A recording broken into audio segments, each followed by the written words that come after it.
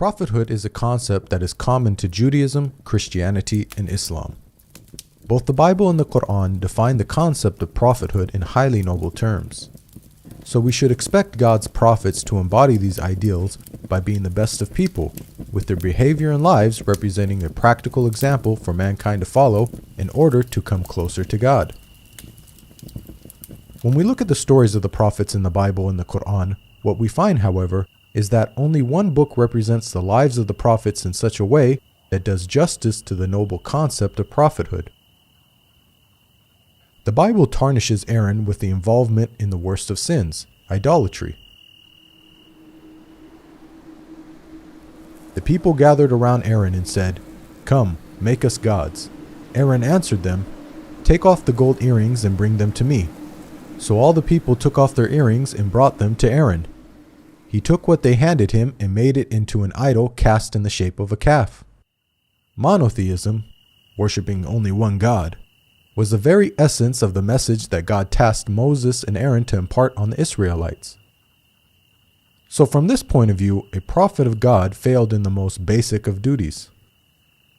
The Bible goes on to tell us that God punished the Israelites who worshipped the calf idol with a plague.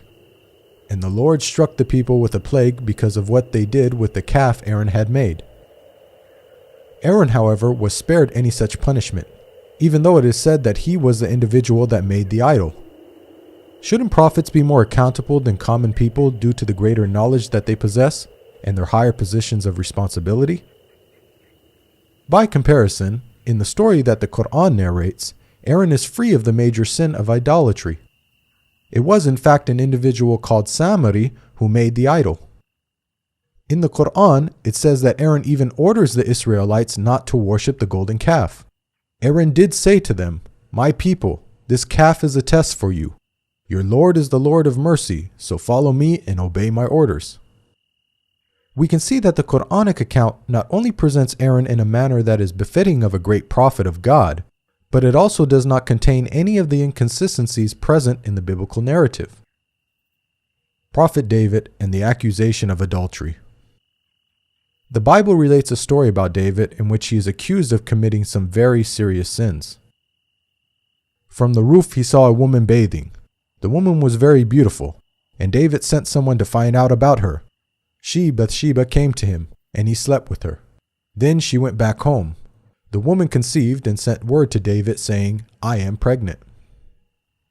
Bathsheba was married, and so when David found out she was pregnant with his child, instead of taking responsibility and publicly confessing his sins, he instead compounds his sins by having her husband killed. Perhaps even more strangely, God allegedly struck the child that was born from the adulterous relationship with a lethal illness. But because by doing this you have shown utter contempt for the Lord, the son born to you will die. This contradicts a basic principle of justice laid out in the Bible. Parents are not to be put to death for their children, nor children put to death for their parents. Each will die for their own sin. So according to Old Testament law, it was David and Bathsheba that both deserved death for their sins, not their innocent child. Such stories don't just reflect badly on David, they also portray God as being unjust. The Qur'an relates a similar story about David. However, unlike the Bible, he does not commit the sins of adultery and murder. Rather, he makes a mistake when judging a dispute between two parties and immediately repents. Then David realized that we had been testing him, so he asked his Lord for forgiveness, fell down on his knees, and repented. We forgave him, i.e., for his misdeed. His reward will be nearness to us, a good place to return to. The Qur'an not only rejects the accusation of adultery and murder, but it also portrays David in a noble light as someone who takes responsibility and seeks God's forgiveness for the smallest of mistakes.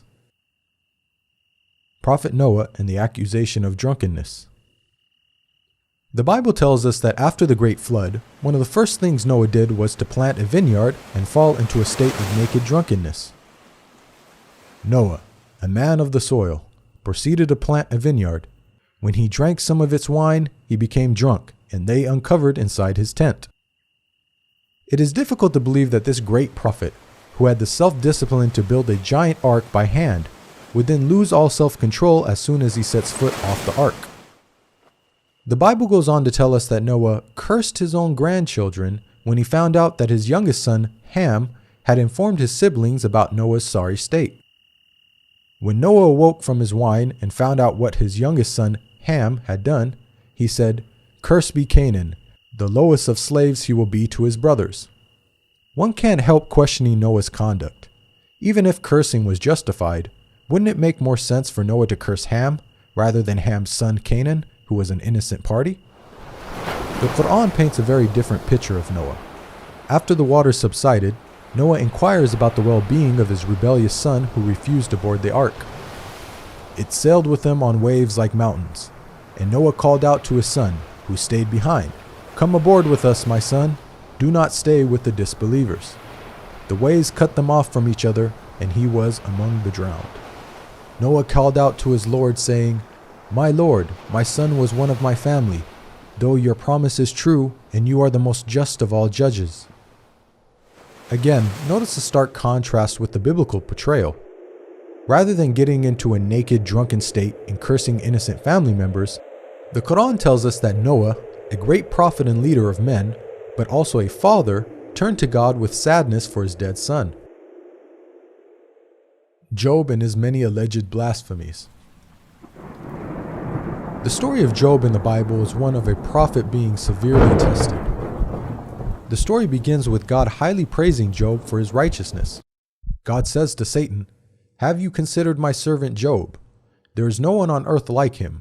He is blameless and upright, a man who fears God and shuns evil." Satan proceeds to challenge God, stating that the only reason Job is upright is because Job has a good life.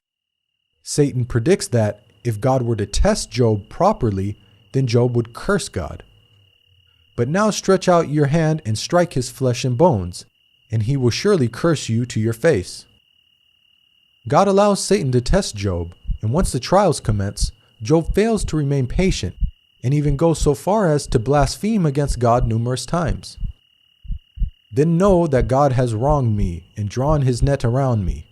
I am innocent, but God denies me justice. It profits a man nothing when he tries to please God." Now, the way the story unfolds is highly problematic.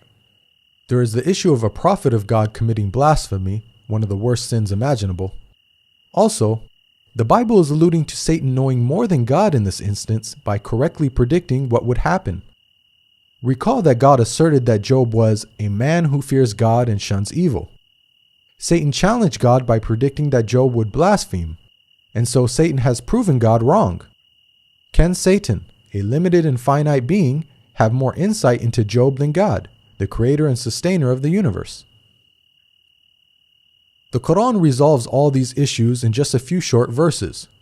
Job doesn't blaspheme against God. Rather, he blames Satan for his hardship. "Bring to mind our servant Job, who cried to his Lord, 'Satan has afflicted me with weariness and suffering.'" God compliments Job for his patience in the face of such trials. "We found him patient in adversity, an excellent servant. He too always turned to God." Job's righteous conduct in the Quran is exactly what we would expect of a prophet of God. Analysis of the stories of the prophets.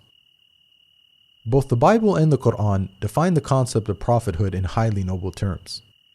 After examining the stories of the prophets, we've seen that it's only the Qur'an that portrays the prophets in such a way that satisfies this ideal. By contrast, the Bible shows the prophets in an extremely negative light. It seems that no sin is too great for them to commit, yet the Bible states, "All scripture is inspired by God and is useful for teaching, rebuking, correcting, and training in righteousness." What morals can be derived from stories that are filled with prophets committing idolatry, murder, adultery, and blasphemy? Another issue with the Bible is that God states that his commandments are easy to follow. Now, what I'm commanding you today is not too difficult for you or beyond your reach.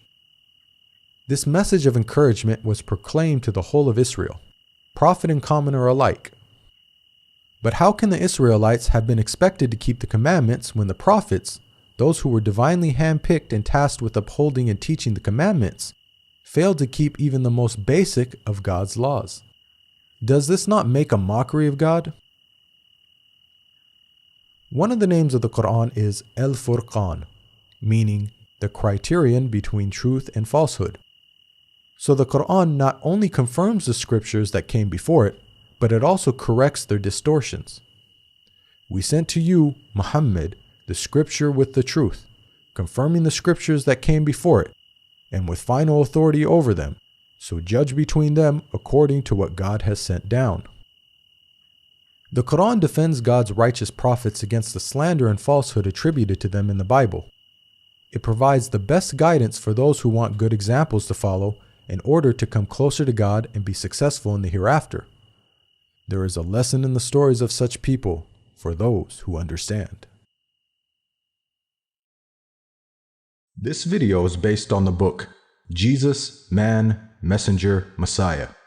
To learn more about the prophets in Christianity and Islam, please download your free copy of the book at the link below.